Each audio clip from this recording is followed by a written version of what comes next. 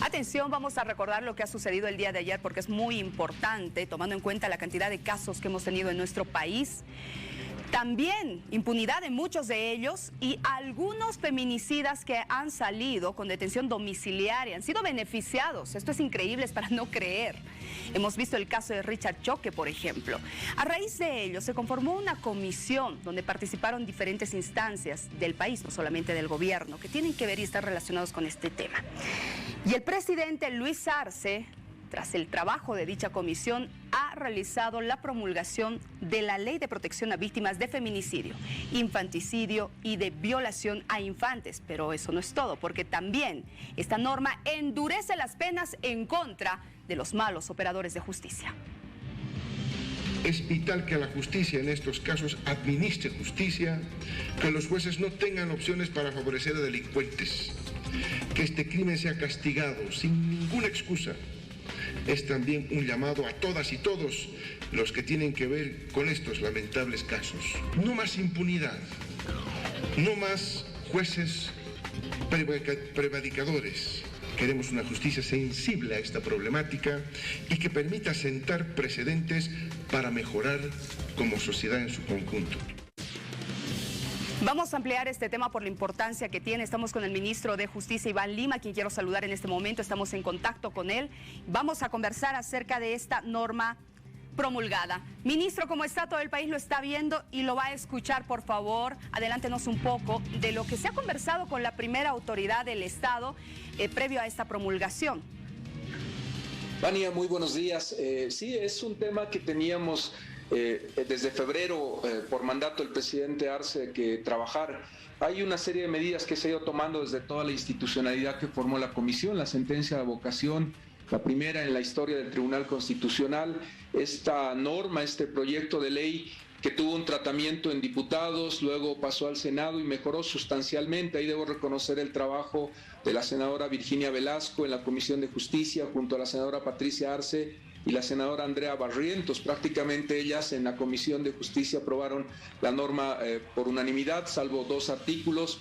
Luego en diputados, cuando se trata la ley, más de 2/3 de los diputados aprobaron la norma. Es una norma de consenso, es una norma que, como has debido escuchar el día de ayer, solamente tiene como detractores a los administradores de justicia, lamentablemente, y no todos. Solamente alguna persona ha planteado un estado de emergencia y acá les queremos plantear un reto a nuestros jueces en todo el país. Quien reclame porque la pena de prevaricato es muy alta, tiene que considerar el sufrimiento de las víctimas, el dolor que tienen en este momento todas las familias que, como el caso que planteabas de Richard Choque, después de una sentencia condenatoria ejecutoriada, han visto en las calles paseando libremente a quien había asesinado, a quien había cometido feminicidio contra su hija, contra su familiar directa. Esta situación es intolerable y esta situación no está pensada para esos más de 1000 administradores de justicia que actúan correctamente. La agravante de 20 años está pensada para estos graves crímenes, para quienes fallen en contra de la Constitución y la ley en prevaricato, cometiendo ese delito cuando estén juzgando feminicidios, infanticidios y violación de niños. Es intolerable y es el pedido del pueblo boliviano que lo ha traducido la Comisión y luego la Asamblea Legislativa. Ministro, ¿por qué incomoda entonces esta ley a los jueces, a los fiscales? El tema de los consorcios, hemos visto y hemos sido testigos de muchos casos que se han registrado en nuestro país. ¿Había que poner un alto, un freno a esto? Sí, es uno de los puntos que planteábamos cuando se inicia la investigación.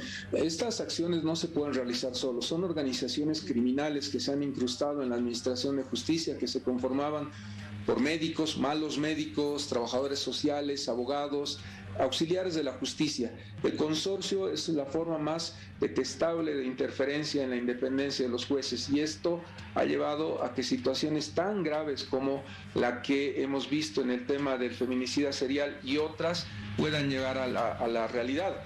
Una situación como esta de pensar que por una botella de whisky, $3,000, liberes a una persona que ha cometido feminicidio y que lo ha vuelto a cometer, y si esos jueces y esa organización criminal era intervenida, investigada y sancionada a tiempo, no iban a ocurrir, nos mostraba la necesidad del gobierno nacional de dar una señal muy fuerte para estos casos de consorcio, de prevaricato y otras situaciones que se presentan en el país que hemos ido analizando con el equipo de coordinación en el marco de la independencia que señala nuestra Constitución. Por ejemplo, la competencia de los jueces cuando se trata de un caso de violencia contra la mujer. Ahora hemos aplicado o se ha establecido en la ley una regla. El juez competente es el domicilio de la víctima. Si la violencia ocurre en otro departamento del país y la víctima, porque tiene familia o cualquier motivo, se viene aquí a La Paz, el juez competente va a ser el juez de La Paz. Porque aquí hay que cuidar a la víctima, no hay que pensar en otro valor que no sea el de la víctima. Y a partir de eso también se crean reglas de prohibición de revictimización en todos los niveles, policía, fiscalía y órgano judicial. Se tiene un mandato expreso a la escuela judicial. Toda formación de jueces debe incluir perspectiva de género. Las materias que se den en la escuela judicial deben tomar en cuenta este principio de protección integral a la víctima antes que meros formalismos. Acá la decisión que plasma esta ley es una política de Estado para proteger a las víctimas.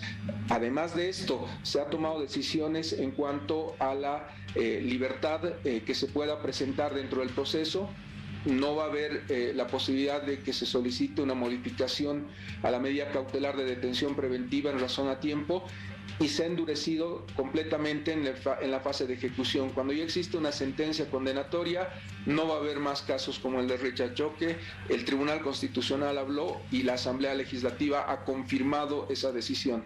No más libertad condicional, no más extramuro, no más la posibilidad de que quien ha cometido feminicidio, infanticidio, violación de niños pueda estar con ningún beneficio que otorga la Ley de Ejecución Penal. Es una decisión muy dura, pero necesaria, dado que en nuestro país la pena máxima es de 30 años sin derecho a indulto. No se podía ir restringiendo o ir reduciendo las penas por malas decisiones de la Administración de Justicia. Tampoco utilizar nuevamente certificados médicos para lograr detenciones domiciliares. Todas esas medidas se toman en la ley para darle esta protección integral a las víctimas. Ministro, a propósito de lo que usted acaba de señalar, estos certificados médicos, ¿cómo se va a controlar?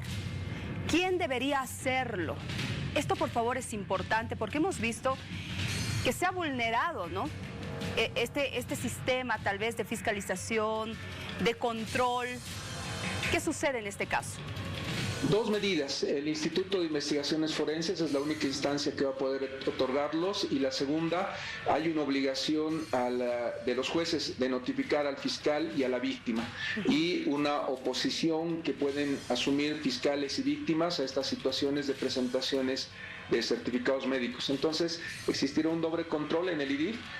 El presidente Arce ha instruido que fortalezcamos el IDIF de Santa Cruz, el IDIF de Cochabamba. En realidad se está trabajando con el fiscal general para lograr el fortalecimiento de todos los IDIFs, tener las PLCB integrales, pero ese es un elemento, los certificados médicos forenses con un respaldo técnico-científico, y la segunda medida que no la teníamos, que cualquiera de estas determinaciones sea notificada personalmente tanto al Ministerio Público como a la víctima, no más que entre cuatro paredes algún juez se le ocurra liberar a una de estas personas que han cometido estos delitos. Ya esas dos medidas nos dan salvaguardas para que no vuelva a ocurrir esta situación.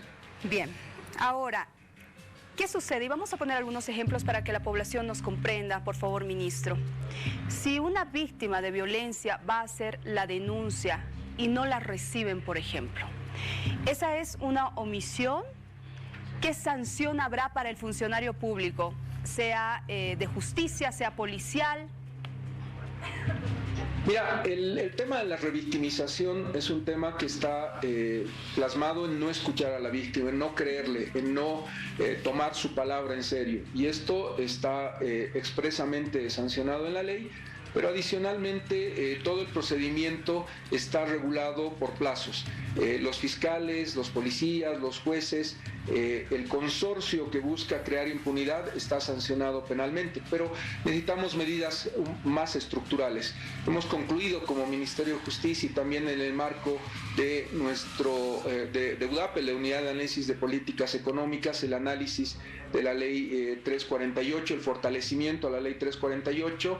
Por mandato de nuestro presidente se ha vuelto al nivel de socialización y todas las organizaciones de mujeres del país han intervenido. Primero se recogió 1000 propuestas, luego han vuelto a conocer el contenido del anteproyecto y estamos ya en condiciones de afirmar que en los próximos días la Confederación de Mujeres Bartolina Cis, a la cabeza de su ejecutiva Flor Aguilar, estará entregando el anteproyecto de fortalecimiento de la Ley 348 a nuestro presidente Luis Arce. Esta determinación está en función de la agenda de nuestro presidente y el compromiso que tenemos de nuestras organizaciones sociales de presentar este anteproyecto que, como te digo, es una solución final al problema que planteas. La Ley 348 es una buena ley, pero había que mejorarla y fortalecerla, y es el trabajo que se ha hecho a lo largo de estos últimos meses. Importante el anuncio que usted hace, ministro, y vamos a estar pendientes. Cierro con esto, por favor, a propósito de esta ley recientemente promulgada. Los delitos no prescriben. Claro, la figura de la imprescriptibilidad tiene que ver con la sanción penal. Lo que estaba ocurriendo es que una vez que se determinaba la sentencia condenatoria ejecutoriada, la persona condenada por uno de estos crímenes tan graves podía buscar la prescripción de la pena porque no se ejecute esa decisión de la justicia. Esto llevaba definitivamente un grave nivel de impunidad. Lo voy a poner en términos muy prácticos. Se dictaba una sentencia condenatoria ejecutoriada por infanticidio contra una persona en Santa Cruz. Esa persona se iba al Brasil, a la Argentina, volvía después de 10 años en este caso de la norma, y la acción penal había quedado extinguida.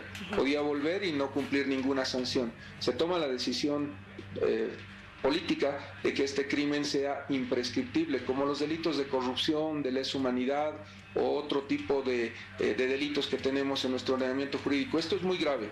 La muerte de una mujer, la muerte de un niño, la violación no van a prescribir más en el país, y esta imprescriptibilidad está determinada por la ley como una decisión de la comisión que ha respaldado nuestro presidente y la ha promulgado el día de ayer. Yo quiero resaltar ese hecho. La semana pasada, el viernes, le llega al Ejecutivo, y ayer el presidente estaba ya promulgando la ley que muestra el compromiso del gobierno del presidente Arce, y destaco sus palabras en el discurso. El instrumento político por la soberanía de los pueblos, el movimiento al socialismo, debe tener un único discurso. No puede haber un doble discurso, no puede haber un discurso en las leyes y un discurso diferente en la vida de sus militantes. El presidente lo ha planteado en términos muy claros: cero tolerancia a la corrupción, cero tolerancia a la violencia contra la mujer, y obviamente cero tolerancia contra el narcotráfico. Este es un gobierno del pueblo que está mostrando gestión y está asumiendo un compromiso moral y ético de reconducir esta transformación de la justicia que necesita el pueblo boliviano. Sin duda, ministro, le agradecemos mucho por su tiempo. Es importante socializar esta norma para que la población, todos, sepamos de los derechos que tenemos, de que se puede denunciar, de que se puede hacer justicia si es que alguien ha vulnerado sus derechos. Que le vaya muy bien, ministro. Buenos días.